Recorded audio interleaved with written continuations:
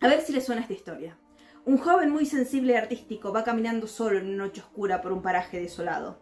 En una encrucijada de caminos se encuentra de pronto con una misteriosa mujer vestida toda de blanco, cuya presencia viene a trastocar la vida de este joven. Verán, este muchacho está enamorado de otra chica que es de una clase social distinta a la suya, pero oh no, resulta que esta chica está a punto de casarse con otro hombre que tiene toda la apariencia de ser un perfecto caballero, pero que en realidad tiene motivaciones secretas para desear esta boda.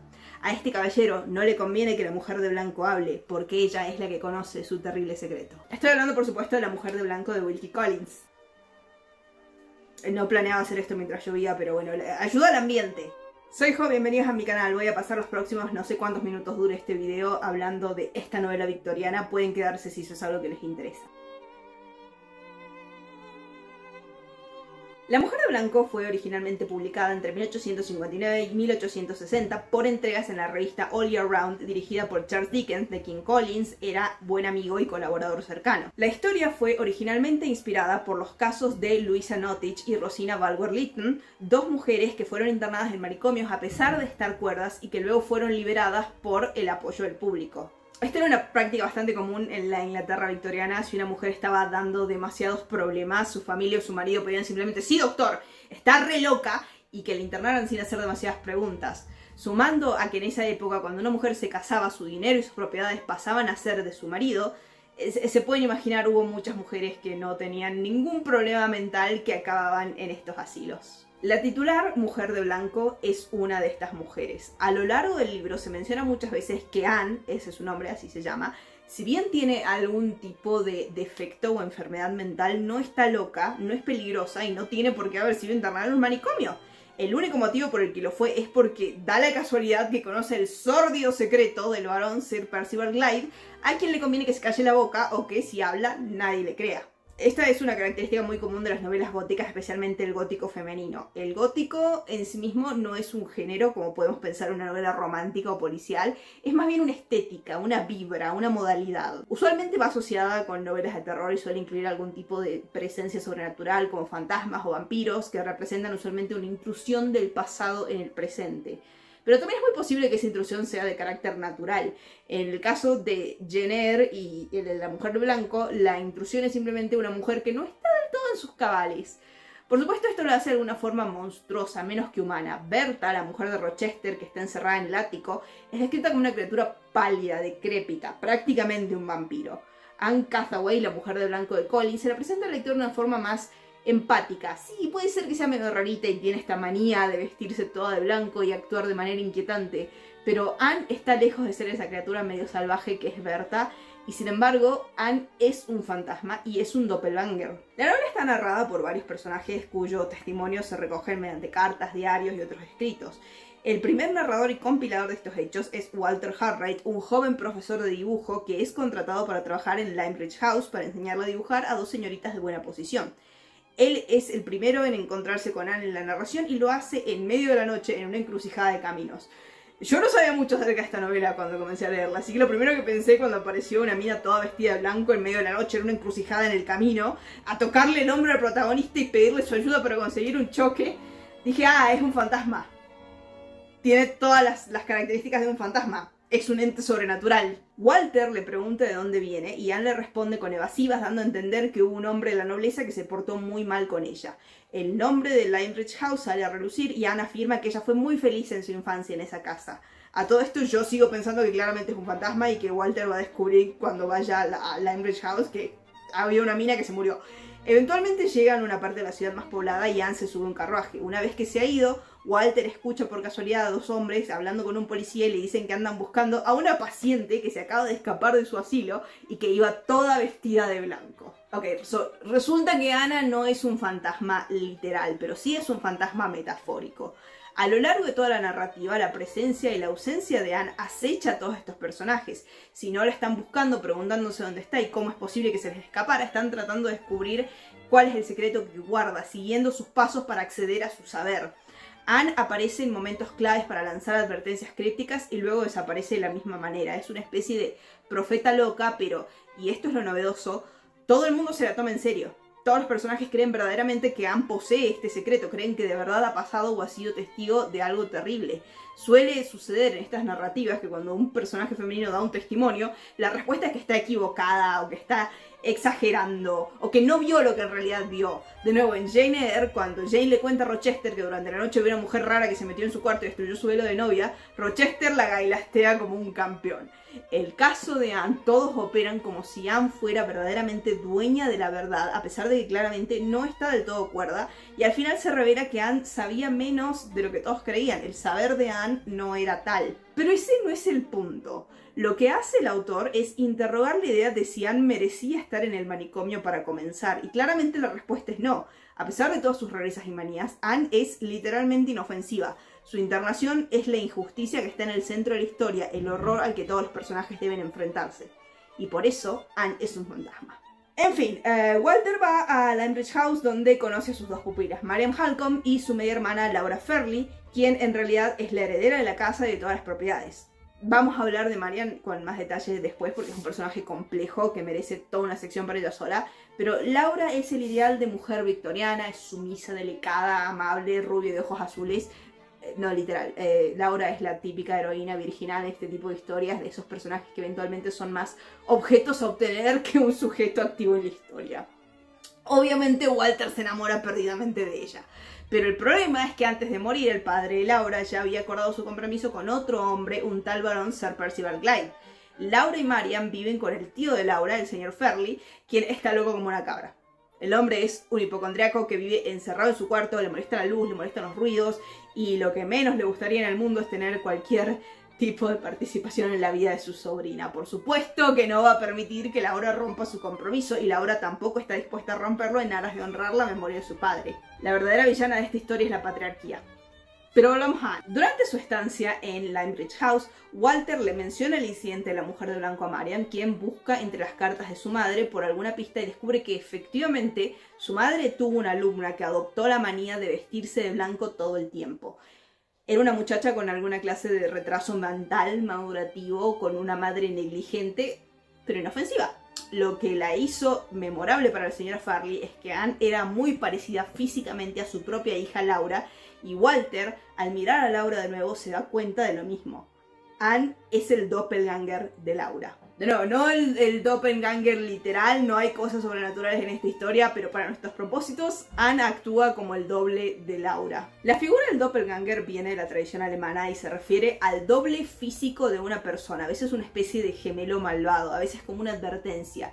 Esto es lo que te puede llegar a pasar a vos. Es una figura que se popularizó mucho durante el romanticismo en autores como E.T. Hoffman, Percy Shelley y Edgar Allan Poe, quien tiene un cuento, William Wilson, que habla sobre un hombre que es constantemente perseguido por su doble. El horror del doble viene del desdoblamiento de la identidad, de la realización de que una persona no se conoce a sí mismo de la forma que piensa. En el caso de Anne y Laura, Anne es la advertencia de lo que le va a pasar a Laura si sigue adelante con su matrimonio con Sir Percival. De hecho, muchos personajes comentan que la única diferencia entre Anne y Laura es que Anne luce más demacrada y enferma, porque obviamente Anne es lo que Laura sería sin dinero, sin estatus social, sin una familia que la cuidara. Y este doblez metafórico se vuelve literal cuando Laura acaba obligada a tomar el lugar de Anne en el manicomio. Ya he mencionado, Laura es la típica heroína victoriana, delicada, angelical, aérea. Es la joven mujer ideal que los hombres a su alrededor quieren o deberían querer proteger. De hecho, el defecto fatal del señor Fairley es que le falta su deber en proteger a Laura. Es el único familiar masculino que tienen estas chicas y por lo tanto Fairley tendría que cuidar de sus intereses. Sin embargo, cuando sus abogados están redactando el contrato prenupcial, Fairley se niega a cumplir con esta obligación. A la muerte de Laura, sus familiares entrarían en posesión de un seguro de vida de 20.000 libras, lo cual a términos de hoy sería una herencia de unos 3 millones de libras. La voluntad de Laura es que ese dinero pasara a su hermana Marian y a su antigua nodriza, pero el abogado de su futuro marido insiste en que ese dinero debe ser para Sir Percival. El abogado de Laura intenta abogar por ella, pero el señor Fairley insiste en mantener la cláusula que beneficia a Sir Percival por el simple hecho que es más fácil no discutirle. No quiere pelearse con otro caballero. El señor Ferlie es uno de esos personajes que acabarías estrangulando si lo conocieras en la vida real. Pero lo interesante de Ferlie es que el tipo tiene incluso más manías que Anne, que su comportamiento es una carga para las personas que lo rodean y que claramente no está en condiciones de cumplir su rol como terrateniente y cabeza de familia, y sin embargo, nadie sugiere que habría que internarlo en un manicomio. ¡Qué casualidad! En fin, es la negligencia de Ferlie lo que permite que Sir Percival se aproveche de su matrimonio con Laura. Percival casi no merece un análisis, es un villano en una novela sensacionalista victoriana. Maltrata a su esposa, quiere su dinero, no hay mucho que decir respecto al hombre. Percival tiene un cómplice, sin embargo, el conde Fosco, quien es el verdadero cerebro detrás de toda la operación. Y creo que no hay nada que ilustre mejor el contraste entre estos dos, que cuando discuten de forma casual cómo ocultarían un asesinato. Hay a quien le parece pintoresco, dijo Sir Percival señalando el panorama con su bastón a medio terminar. A mí me parece una mancha imperdonable en la quinta de un caballero. A tiempos de mi bisabuelo la laguna se extendía hasta aquí mismo. Miradla ahora, no tiene ni 1,5 metros de profundidad y está repleta de charcos y lodazales. Ojalá pudiera permitirme el lujo de resecarla y plantar vegetación. Mi mayordomo, que es un idiota supersticioso, me asegura que la laguna está maldita, igual que el mal muerto. Conde Fosco, ¿qué opinión le merece? Parece un sitio que ni hecho a propósito para un asesinato. Mi buen Percival, protestó el conde. ¿En qué está pensando usted? ¿A dónde ha ido a parar su sólida sensatez británica? Esa agua es tan poco profunda que no se podría esconder un cadáver. Además, por todas partes hay arena en la que habría de verse las huellas del asesino. En conjunto, me parece el peor lugar que hayan visto mis ojos para la comisión de un crimen. O sea, esa es toda la caracterización que necesitan. Percival es tosco e impulsivo, Fosco es astuto y manipulador y siempre está planeando alguna conspiración. Estas características se reflejan más adelante en sus muertes, pero realmente no son personajes interesantes. Para mí el personaje más interesante de la novela después de Anne es Marian. Marian es la media hermana de Laura, la hija de un matrimonio anterior de la madre de ambas, y es el personaje más activo y con más agencia de la novela, hasta cierto punto. Después de que Laura decide seguir adelante con su compromiso con Sir Percival, Walter, como todo un caballero, decide alistarse en una peligrosa expedición a Centroamérica como parte de un grupo arqueológico.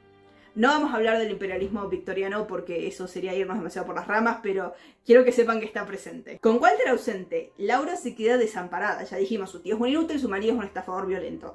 ¿Quién quién puede proteger y ayudar a esta bella damita victoriana? Marian Halcombe, ícono no binario. Obviamente no era la intención de Collins escribir a Marian como un personaje no binario, pero bueno, Collins lleva casi 1,5 siglos muerto y claramente la forma en que escribió a Marian la ubica fuera de las características ideales femeninas. Marian es apenas unos años mayor que Laura, pero como era hija de un matrimonio anterior de su madre, no tiene el mismo estatus social que ella. Y no solamente eso, Marian es fea. No, literal. En el mismo instante que descansaron mis ojos en ella, me asombró la poco corriente belleza de su figura y el espontáneo gracejo de su actitud. Aunque alta, no lo era demasiado. Era bien proporcionada e incluso escultural, pero en modo alguno gruesa. Su cabeza reposaba sobre hombros con sencilla, flexible firmeza. Su cintura era la perfección misma a ojos de un hombre, pero pues se hallaba en su lugar natural y conformaba su natural círculo, ya que visible y deliciosamente no la deformaba ninguna clase de corsé. Nunca vi la franca promesa de una adorable figura tan incomprensiblemente traicionado por el rostro y la cabeza que la coronaban. La tez de la dama era poco menos que cetrina, y el vello oscuro que tenía sobre el labio superior formaba casi un poblado bozo. Tenía la boca y el mentón grandes, fuertes, masculinos. Fíjense el contraste en cómo es descrita Laura. Es difícil fijarse en la parte inferior de la cara de una delicadeza y un refinamiento quizá excesivos en la barbilla. O sea, Marian tiene una barbilla fuerte masculina y Laura tiene una barbilla hasta extremadamente refinada. Pero no es solamente algo físico. A lo largo de la novela, Marian demuestra características masculinas en su comportamiento. Es proactiva, es independiente, es la que intenta proteger a Laura de las maquinaciones de Percival. Marian está configurada como un personaje que se encuentra a medio camino entre la masculinidad y la feminidad. Vale aclarar acá que los roles de géneros de la época victoriana eran tremendamente rígidos. Cualquier cosa que se saliera de las reglas te podía descalificar de ser una mujer de verdad. Y Marian tiene varias de estas características descalificadoras, pero eso no importa porque Marian ya ha decidido quedarse solterona y dedicarse a cuidar a su hermana. Al ser pobre y al ser fea, es imposible que un joven caballero apuesto como Walter Hartright se enamore de ella. De hecho, la única persona que expresa un interés romántico por Marian es el conde Fosco, quien ya dijimos es un villano manipulador. Estando Walter ausente, Marian es quien lleva adelante buena parte de la acción de la historia. Ella es la que sigue buscando a Anne, ella es la que protege y aconseja a Laura, ella es la que descubre los planes de Fosco y Percival. Casi una tercera parte del libro está narrado desde su perspectiva. Es en boca de ella que Collins pone su denuncia a la forma en que las mujeres eran tratadas durante esa época. ¿Qué nos importan a nosotras sus motivos de queja? ¿O es que vas a destrozarte el corazón con tal de que él esté tranquilo? No hay en toda la faz de la tierra un solo hombre que merezca semejantes sacrificios por parte de nosotras las mujeres. Hombres no son sino enemigos de nuestra inocencia, de nuestra paz, nos alejan a rastras del amor de nuestros padres y del cariño de nuestras hermanas, se nos llevan en cuerpo y alma y nos acaparan del todo. Y por eso es que yo estaba convencida que Marian iba a morir. O sea, lo lógico hubiera sido que muriera. Marian no encaja con el ideal femenino de la misma forma que lo hace Laura. Marian está constantemente poniéndose en peligro para sabotear los planes de los malos. Le pasé buena parte del libro esperando que Marian muriera y que fuera su muerte lo que trajera de vuelta a Walter. No se muere. Spoilers para un libro que tiene un siglo y medio, pero ya llegaron a esta parte del video, imagino que no les importa demasiado. Marian es dejada fuera de juego después de que se empapa de lluvia espiando la conversación de Percival y Fosco. Por supuesto, en una novela victoriana, exponerse a los elementos de esa forma significa una inmediata y grave enfermedad, especialmente si una tiene una complexión delicada de una fémina, que Marian no deja de ser a pesar de su bigote. Es mientras Marian está enferma y Walter está en Centroamérica que Percival y Fosco hacen su jugada para deshacerse de Laura y entrar en posesión de las 20.000 libras. Porque de nuevo, Laura es una damisela, obviamente no puede cuidar de sí misma. El matrimonio de Percival y Laura tiene visos de Hades y Perséfone. Ya sé que gracias a BookTok el mito de Hades y Perséfone está romantizado en nuestra época, pero en la época en que escribe Collins tiene otras connotaciones. No era inusual que una joven se casara con un hombre que era mucho mayor que ella, y tampoco era inusual que este tipo resultara ser un maltratador y ella no tuviera muchos recursos con los cuales defenderse. El matrimonio de Laura es un descenso a los infiernos. Laura es una figura primaveral, de nuevo la forma en que Walter la descubre cuando la ve por primera vez en el jardín. Al mismo tiempo, Limebridge House se encuentra cerca del océano y la playa. El océano es un cuerpo de agua dinámico que da la sensación de movimiento, de vida. En cambio, Blackwater Park, la mansión de Sir Percival, es una antigua residencia venida a menos. Parte de la casa está cerrada y es inhabitable y los alrededores, lejos de ser un jardín agradable, están rodeados de estanques donde viven todo tipo de alimañas. Croaban los sapos y las ratas entraban y salían deslizándose por las aguas ensombrecidas como si fueran otras tantas sombras escurridizas. Me acerqué más a la zona cenagosa de la laguna. Allí vi restos medio podridos de un bote al que habían dado la vuelta y que estaba sumergido hasta la mitad. En la superficie cerca del casco brillaba un enfermizo rayo de sol que se filtraba por la densa pantalla de los árboles, y a su calor dormitaba una serpiente fantásticamente enroscada y traicioneramente quieta. Muy simbólico eso de que haya una serpiente en el mismo lago donde unas páginas después Percival y Fosco hablan de asesinato. No es casualidad tampoco que el matrimonio de Laura y Percival se celebre el 22 de diciembre, el día después del solsticio de invierno en el hemisferio norte. Percival es un dios de la muerte que rapta a la doncella primaveral para llevársela a sus tétricas moradas. Blackwater Park es una tumba en la que Laura y Marian están encerradas, muertas en vida. Marian por su grave enfermedad, Laura porque no es capaz de oponerse a su marido sola. Así que despojada de todos sus aliados, Percival y Fosco hacen una maniobra para convencer a Laura de que viaje a Limebridge House, a casa de su tío, devolviéndola a la vida, a su reino de primavera. Pero tanto el lector como Laura saben que no hay forma de que complete ese viaje. Me pregunto cómo habrá sido leer esta novela en 1860, porque uno de los capítulos termina literalmente con el obituario de Laura. Tipo, los lectores de All Year Round se habrán reunido a especular si Laura estaba muerta realmente o habrán tenido teorías conspirativas. Porque nosotros estamos un poco acostumbrados a esos trucos de las novelas sensacionalistas. Siempre que hay dos personajes que son tan parecidos al punto de ser indistinguibles, la narrativa exige que en algún momento cambien de lugar o se hagan pasar por el uno por el otro.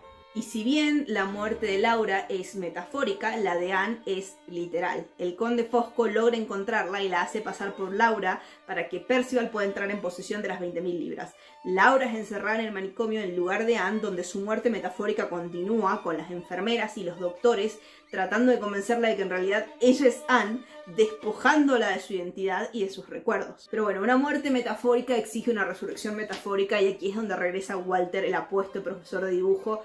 Y a partir de este momento la novela se vuelve más una especie de precursora del policial, porque Walter es el que empieza a investigar todo este tema y Marian se vuelve un personaje casi superfluo. Literalmente ella está ahí para cuidar de Laura, cuya salud mental y física se resintió mientras estuvo en el manicomio, mientras que Walter es el que toma la batuta, la acción de la trama. Él es quien lleva a cabo la investigación sobre los secretos de Percival y Fosco, él es quien reúne las pruebas para restaurar a Laura al mundo de los vivos. Me gustaría una adaptación que eliminara a Walter de la historia, que fueran simplemente las aventuras de Marian y Laura. Pero por supuesto, la época en la que fue escrita la novela no permite algo como eso. Si Wilkie Collins está reconociendo que la dominación absoluta que un marido podía ejercer sobre su mujer y los bienes de esta podían llegar a ser peligrosos si el marido era un sinvergüenza como Percival, está reconociendo que el sistema de asilos no servía para ayudar a nadie que tuviera verdaderos problemas de salud mental y que se podía abusar para quitar de en medio a personas que en realidad no tenían ningún problema pero que molestaban. Pero obviamente está muy lejos de ser una novela reformista o feminista, y eso se ve en la figura de Marian, cuyo final feliz es continuar viviendo con Laura y Walter para cuidar a sus hijos después de que ellos se casan. Marian, a pesar de no tener un marido al cual someterse, a pesar de ser fea y solterona, acaba igualmente confinada a la esfera doméstica femenina. Igualmente, esa es una crítica que yo puedo hacer con un siglo de distancia y una sociedad que, aunque a regañadientes, reconoce mi humanidad y los derechos inherentes a esta. En 1860, Marian debía de parecer el colmo de un personaje femenino activo, y sin embargo, para que tuviera ese rol tan activo en la historia, Collins tenía que de alguna forma rebajar, negarle su feminidad. Las mujeres ideales son como Laura, pero igualmente mujeres como Anne o como Marian merecen simpatía y consideración. Gracias, señor Collins. Supongo. Así que sí, esos son mis sentimientos acerca de La Mujer de Blanco. Es verdaderamente una novela entretenida de leer, tiene muchos detalles que son interesantes de analizar. De nuevo, como originalmente fue concebida como una novela por entregas, cada capítulo te hace querer seguir leyendo, buscar la siguiente entrega. Al mismo tiempo es una novela que no puede leerse divorciada de su contexto histórico y de las ideologías y costumbres predominantes de ese momento, que explican por qué la novela es así. No voy a decir que Collins era un adelantado para su época, pero lo intentó, y creo que hay que darle crédito por eso. En fin, si les gustó este análisis, comentario, reseña, dejen un like, dejen un comentario, suscríbanse. Y ahora sí me disculpan, tengo que escribir un fanfiction donde Marian Halcombe, ícono no binario, viaja por Inglaterra resolviendo casos y ayudando a mujeres a escapar de sus maridos abusivos.